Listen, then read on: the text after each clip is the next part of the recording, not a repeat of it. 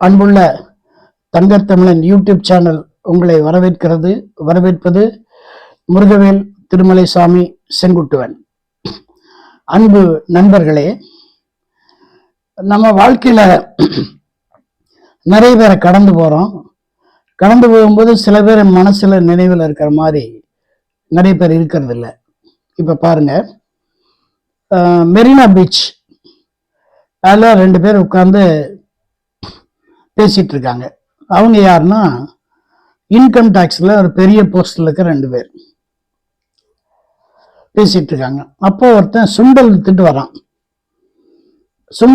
வரான்னு பார்த்தா கையில ரோலக்ஸ் வாட்ச் கட்டியிருக்கான், கழுத்துல பெரிய செயின் போட்டிருக்கான், ஆனா சட்டை பேண்ட் எல்லாம் கிழிஞ்சிருக்கு. இவங்க 2 பேரும் அவனை கூப்பிட்டு சுண்டல் வாங்கிட்டு கேட்குறாங்க, ஏப்பா உன்னுடைய உடைக்கும் நீ போட்டிருக்க நகைக்கும் சம்மந்தம் இல்லையே அப்படின்னு கேட்குறாங்க. அதுக்கு அவன் சொல்றான், ஆமாங்க ஐயா, அது கரெக்ட் தான்.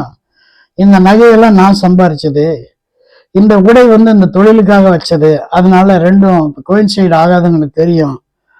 நீ சம்பாரிச்சதா எப்படி அப்படின்னு, நான் பந்தயம் கட்டணுங்கய்யா, பந்தயத்துல நான் தான் ஜெயிப்பேங்கய்யா, அப்படி ஜெயிச்சேன்னா அது வர்ற பணத்துல. அப்படியா, அப்ப என்னென்னலாம் வச்சிருக்கேன்னா அது நேரில் இப்ப சொல்ல முடியாது, நீங்க வேணா எங்க வீட்டுக்கு வாங்க. OMR அப்படின்னு ஒரு ரோடு இருக்கு, ஓல்டு மகாபலிபுரம் ரோடு அப்படின்னா பெரிய பெரிய பணக்காரங்கள்லாம் இருக்கிற ஏரியா. அந்த OMR ரோட்ல என்னோட பங்களா இருக்கு, நீங்க வந்தீங்கன்னா பார்க்கலாம். நாளைக்கே நாங்க வரோன்னு சொல்லி இவங்க நாளைக்கு அடுத்த நாள் போனா அது பிரம்மாண்டமான பங்களா, கம்பீரமா நிக்குது. முன்னால செக்யூரிட்டி பார்த்தாலே பயமா இருக்கு. அவ்வளோ, ஈவன் பெரிய பெரிய மினிஸ்டர்ஸ் கூட அப்படி செக்யூரிட்டி இருக்க மாட்டாங்க, அப்படி இருக்கு. இவங்க போனோன்னே அவன் நிறுத்துறான், இந்த மாதிரி அவர் எங்களை வர சொல்லியிருக்காருன்னு. உடனே வாக்கி டாக்கியில கேட்குறான். உடனே சரி அவனை விட்டுருன்னு சொல்லி கமாண்ட் வந்தோடனே கதவை திறந்து விடுறாங்க. 10 அடி போகணும்னா அவங்க உயரத்துக்கு ஒரு நாய் நிக்குது. அந்த நாயை பிடிச்சிருக்கவன் நாய்க்கு மேல உயரமா இருக்கான், பயங்கரமா இருக்கான். அப்புறம் இவங்க அப்படியே நிக்கிறாங்க. அப்புறம் மறுபடியும் அங்கிருந்து கமாண்ட் வந்தோடனே நாயை கூப்பிட்டு போயிடறாங்க. உள்ள வந்தோம்னா ஒரு பெரிய ஹால், 40க்கு 40 பெரிய ஹால், நடுவில் எந்த பில்லரும் கிடையாது. பளபளன்னு இருக்கு, நாக்குல நக்குன மாதிரி இருக்கு, பளபளன்னு இருக்கு. ஐயா சான்ஸே இல்லை. இங்க சோஃபா, அங்க சோஃபா, இங்க சோஃபா, அங்க சோஃபா, அங்க டிவி, இங்க டிவி எல்லாம் இருக்கு. இவங்க அங்க உட்காடுறாங்க. உட்கார்ந்தோன்னா ஒரு 5 நிமிஷத்துல அந்த பக்கம் ஒரு படிக்கட்டுல அந்த சுண்டல் விற்கிறவன் இறங்கி வரான். அடையாளமே தெரியல, நல்ல நீட்டா ஜிப்பா, வேட்டி, கையில பிரேஸ்லெட், கையில இம்போர்ட்டட் சிகரெட்டு, அடவுடி வர. அப்படி வந்தோன்னா ஐயா வாங்கய்யா அப்படின்னு கூப்பிட்டு, வாங்க சாப்பிட போகலாம் அப்படின்னு. இவங்க 3 பேரும் அதிர்ச்சியிலேருந்து நீங்கவே இல்லை, எந்திரிக்கிறாங்க. போனால் அது ஒரு பெரிய டைனிங் டேபிள். அந்த டைனிங் டேபிளே இவங்க வாழ்நாளில் பார்க்கவே முடியாது, அந்த மாதிரி ஒரு டைனிங் டேபிள். அந்த டைனிங் டேபிள் வகை வகையாக அடுக்கி வச்சிருக்கு. அதை சர்வ் பண்ணுற அந்த சர்வன்ட்ஸ் எல்லாம் யூனிஃபார்ம் போட்டிருக்காங்க. அப்புறம் இருங்கய்யா நம்ம ஒய்ஃப் இன்ட்ரோடியூஸ் பண்ணி வைக்கிறேன்னு சொல்லி இந்த பக்கம் திரும்பி, லக்ஷ்மி வாங்க அப்படின்னு கூப்பிட்ற. அப்படி உண்மையிலேயே லக்ஷ்மி வந்த மாதிரியே அந்த அம்மா வருது. தலையிலிருந்து கால் வரைக்கும் ஜக ஜக ஜக ஜகன்னு தாங்கும். இவங்களுக்கு ஒண்ணுமே ஓடல. அப்புறம் பரவாயில்ல, எல்லாம் சாப்பிட்டாங்க. சாப்பிட்டு எல்லாம் வந்தோடனே நன்றி சொல்லிட்டு வெளியே வாசப்படி தாண்டினோடனே இவங்க புத்தி காட்ட ஆரம்பிச்சிட்டாங்க, யார், இன்கம் டேக்ஸ் புத்தியை. உடனே ஃபோன் எடுத்து அவங்க சுப்பீரியர் ஆஃபீஸர் ஒருத்தரை கூப்பிடுறாங்க. சார், என்ன சார் இது, நீங்க எங்கெங்கேயோ ரைடு போடுறீங்க, இந்த மாதிரி இடத்துலலாம் ரைடு போட்டிங்கன்னா அள்ளி இல்லாம சார் அப்படிங்கிறான். என்னையா சொல்றேன், இந்த மாதிரி சொன்னோன்னே, அப்படியா, நீ ஒரு வேலை செய், அவன் பந்தயத்தில் ஜெயிச்சான்னு சொல்றான்ல, அவனை தூக்கிட்டு வா முதல்ல, நம்ம பார்த்துக்கலாம் அப்படின்னு. இவங்க மறுபடியும் உள்ள பங்களாக்குள்ள வராங்க. அப்புறம் அவன் மறுபடியும் வந்தோடனே, என்னன்னா இந்த மாதிரி எங்க ஆஃபீஸர் உங்களை பார்க்கணும்னு சொல்றாரு, என்ன விஷயம் அப்படின்னு. இல்லை நீங்கள் பந்தயத்தில் ஜெயிச்சேன்னு சொன்னால் அவர் நம்ப மாட்டேங்கிறாரு அப்படின்னு. பரவாயில்ல, அவர்கிட்டயே ஒரு பந்தயம் கட்டிடலாம், என்ன வாழ்க்கையில் என்ன அப்படின்னு சொன்னோன்னே அடுத்த நாள் காலையில் 10 o'clock டைம் ஃபிக்ஸ் பண்ணிடுறாங்க. இவன் என்ன பண்ணிடுறான், 9 o'clock அங்கே வந்துடுறான். யாரு, இந்த சுண்டல்காரன். அங்கே ஒரு அசம்பிளி ஹாலில் ஒரு 40-50 பேர் உட்கார்ந்துருக்காங்க. எல்லாம் அந்த கடியாரத்தை எப்படி பார்த்துட்டு இருக்காங்க. பார்த்தோம்னா கரெக்டாக 10 மணிக்கு இவங்க பெரிய ஆஃபீஸர் வராரு. நல்லா அப்படி கம்பீரமா அப்படி வர்றாரு. வந்தோன்னா எல்லாம் இருந்துச்சுன்னா அப்படி சல்யூட் அடிக்கிறாங்க. அவர் சல்யூட் அடிச்சு சிட் டவுன் அப்படிங்கிறாரு. உட்காடுறாங்க. இவன் அந்த பக்கம் உட்கார்ந்துருக்கான்.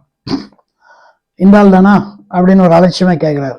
ஆமான்னு உடனே, ஏப்பா என்னவோ நீ பந்தயம் கட்டி ஜெயிக்கிறியாமா அப்படின்னா. ஆமாங்கய்யா. ஓ எவ்வளோ சேர்த்து வச்சிருக்கேன்? அதெல்லாம் சொல்ல முடியாதுங்கய்யா, எவ்வளோ கணக்கெல்லாம் பார்க்க முடியாது. அவ்வளோ இருக்கா அப்படின்னு. ஆமாங்கய்யா. சரி, இப்போ உனக்கு எனக்கு ஒரு பந்தயம். பந்தயத்தில் நீ ஜெயிச்சேன்னா நான் 1,00,000 ரூபா தரேன். நீ ஜெயிச்சிட்டீன்னா நான் 1,00,000 ரூபா தரேன். நீ தோத்துட்டீன்னா 50,000 ரூபா கொடுத்தா போதும் அப்படிங்கிறாரு. தோத்துட்டா 50,000 கொடுத்தா போதும். அது இல்லையா, பந்தயத்தில் நாணயமா இருக்கணும். நான் தோத்தாலும் 1,00,000 கொடுக்குறேன், நீங்க தோத்தா எனக்கு 1,00,000 கொடுங்க, நான் தோத்தா உங்களுக்கு 1,00,000 கொடுக்குறேன், டீல் அப்படிங்களாம். அப்படியா, பரவாயில்லையே, நாணயமா இருக்கே. ஆமா ஐயா, ரொம்ப நாணயமா இருந்தனால இப்படி சம்பாதிச்சிருக்கேங்க. ஓ அப்படியா, ரைட்டு, சரி, நம்ம டீல் ஆரம்பிக்கலாமா? ஆரம்பிக்கலாம். அண்ணன் ஐயா, இப்ப நம்ம வந்து நீங்களும் நானும் போட்டியாளர்கள், அதனால போட்டியில சில வேலையெல்லாம் செய்யணும். அப்ப நீங்களும் நானும் சமம்னு வச்சுக்கலாம். யாரு ஜெயிக்கிறாங்களோ அவங்க பெரியவங்க, யார் தோக்குறாங்களோ சின்னவங்கன்னு வச்சுக்கலாம். இப்ப நம்ம 2 பேரும் சமம். ஆமாமா, அதெல்லாம் ரைட்டு. சரி, எந்த சின்ன இல்லைங்கிறாரு. நானும் நிக்கிறான். அவன் என்ன செய்யறான், அவர் அப்படியே 2-3 தடவை சுத்தி வர்றான், இப்படி 2-3 தடவை சுத்தி வர்றான். சுத்தி வந்துட்டு இப்படி கை வச்சு இப்படி உட்கார்றான். உட்கார்ந்த உடனே அந்த ஆள் கேட்கிறாரு, பெரிய ஆபீசர் கேட்கிறாரு, என்னப்பா சமாச்சாரம்னு. இல்லைங்கய்யா, நான் 1,00,000 ரூபாய் கொடுத்துறேன், உங்ககிட்ட நான் தோத்துட்டேன்னு வச்சுக்கிறேன்.